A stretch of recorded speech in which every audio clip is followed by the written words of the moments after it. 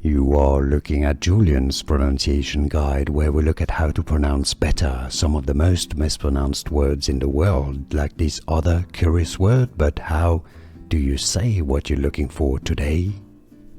We are looking at how to pronounce this word, as well as how to say more confusing vocabulary that many mispronounce. So make sure to stay tuned to the channel to learn more. 2 different ways of pronouncing this word. In British English, it is said as sentient, sentient, stress on the first syllable, sentient. In American English, however, it is normally said as sentient, sentient in American English, or sentient. And now you know more videos for you here to learn more correct pronunciations. Like this video if you found it useful. Thanks for your support and thanks for watching. Here are more videos on how to pronounce more confusing words and names too many mispronounced. Like this video if you found it useful. I appreciate your support. I'll see you soon and thanks for watching.